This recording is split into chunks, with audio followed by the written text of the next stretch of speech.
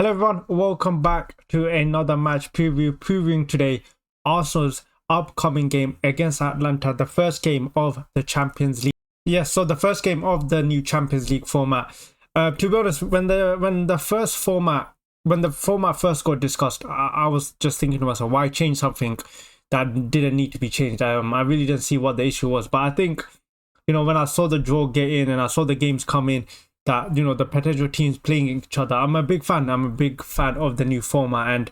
And looking now, I think I'm quite happy they actually changed it. But of course that doesn't matter in the overall context, because Arsenal need to this year Arsenal need to go find the Champions League. We need to go find the Champions League.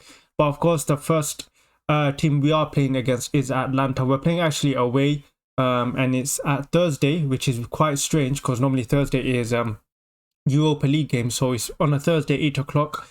Now, in terms of this game comes right in the middle of Tottenham and Manchester City. Of course, the next game is Manchester City away as well. So I think Arsenal only have like 3 days rest between Atlanta and Manchester City, which sparks the discussion of how much can Arsenal rotate, or should Arsenal rotate? For me, the simple answer is no. Arsenal should not rotate. Let me tell you why Arsenal should not rotate. I think maybe we can rotate 1 or 2 players, but I think we need to keep it a strong team, and I'll tell you why. Arsenal do not have a good history in Champions League. We saw it last season. I think we struggled in some games. Even Porto, we made it very difficult. And one thing I've learned about the Champions League is it's just unpredictable. And Atlanta as well is not a easy team. They won the Europa League last season against a very, very good Leverkusen side. And I think a lot of fans, even before the final, would have said Leverkusen were favourites for that final. They even beat Liverpool, by the way, 3-0 at Anfield. So they're a very good team. And if Arsenal try rotate or try get complacent, we could easily lose this game, especially when you look at we're playing away as well, the Italian atmosphere. So, and Atlanta are going to be pumped. They are a big team coming to their ground. They want to send a message. They want to send a statement. So Atlanta are going to play 110%. And if Arsenal are not on the game, or if you start resting players, this could easily turn into a hard game. And for me, the reality check came when we played against Porto last season. I remember when we drew against Porto, I was thinking to myself, Porto away, it's going to be easy. But one thing I realized about the Champions League is either you have it or you just don't have it. Tactics do not exist in Champions League. I am sorry, it's the simple truth. Because if it did exist, then Manchester City would have won the Champions League with Pep Guardiola 4 or 5 times already. The fact is they've only won it once.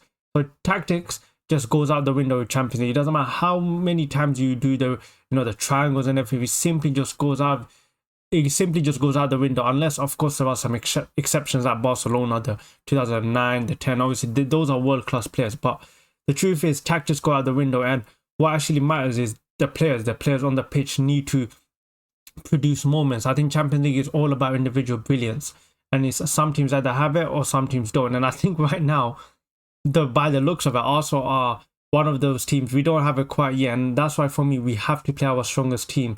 Of course, there are a lot of injuries, so we're still looking at Martin Odegaard injured. Of course, we still got Declan Rice back in this game, so I think he 100% needs to play. Saka might be a doubt as well. The question is, do we rest Saka or for Manchester City, or do we take a risk and play him? For me, whether he plays or not, I think there's enough cover. I think we still got Gabriel Jesus, who I think can play on that right wing, and then you can play Havertz or Martinelli or Sterling. So I think in terms of that, we're covered. But I think it's the midfield. What type of midfield do we go with? Are we going to go with a Declan Rice, a Thomas Partey, and a Jorginho, where maybe some people might think that's a bit too defensive, too laid back? For me, personally, that would be my midfield. I would go with a Declan Rice, Jorginho, and a Thomas Partey. I think just build a solid foundation, a solid defense, and play off that.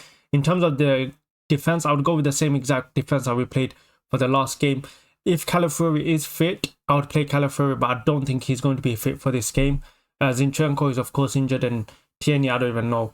But Tomiyasu is of course injured. So for me, I think I would go with the same lineup that we went up against with Tottenham, except put Declan Rice back into the team, get rid of bench Trossard, and it's the attacking option. I think you can play Martinelli or Sterling. For me, I would go with Sterling. I think I would go with Sterling and play like a Jesus and a Havertz front line. But of course, there's a chance Arteta might favour the pace in behind, which is why he might play Martinelli. But all I know is that when it comes to the Champions League, individual players, it's all about individual brilliance, and our players, some of our players need to step up. Whoever plays at that front line, they need to step up. And because one thing we don't want to do is we don't want to lose the first game of the Champions League, okay? Because we already have some tough fixtures. We still got Inter Milan. I think we got Inter Milan as well. And, you know, Inter Milan is going to be a much tougher opponent as well. So we need to prepare ourselves. We need to be taking on Atalanta.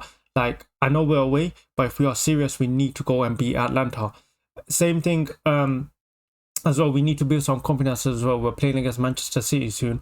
So we need to build up some more confidence, you know, carry on that momentum against that Tottenham game. But for me, this will be a cagey game. I think it's going to be a very cagey game. I think also themselves with no creative outlet, you're going to see Arsenal at times just potentially just dwelling on the ball, a lot of side-to-side passing, just because we don't have that Martin Odegaard who can find the pass. So I think you'll see that a lot of that from the Arsenal team.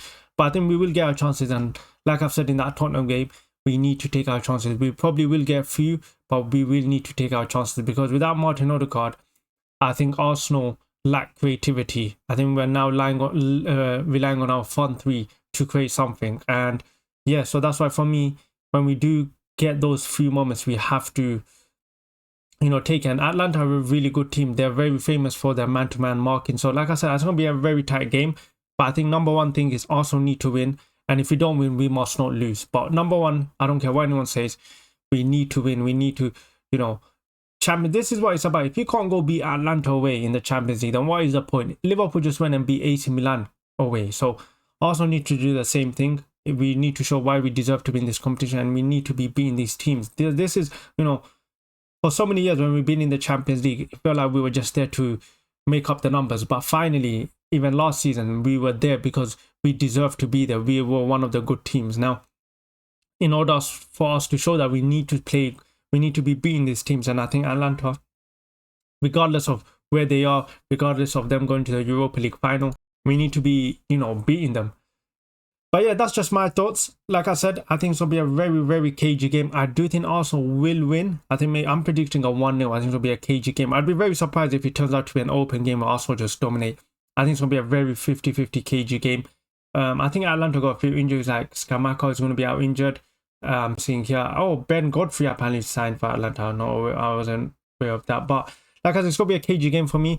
I think both teams are just going to be careful not to lose. And I think both teams are going to try not to concede first. But yeah, because if we concede first, it's going to be a long day for Arsenal. Then we're just chasing the game. And when you're away as well in the Champions League, you do not want to concede first, because suddenly all the momentum's against you, and every time the other team attacks, it feels like they have an extra player. So number one thing is win and do not concede first, and hopefully we keep a clean sheet. But yeah, that's just my thoughts. Let me know in the comments what your thoughts are. Make sure you like the video, make sure you subscribe, and I'll catch you guys in the next video, hopefully to a positive match reaction.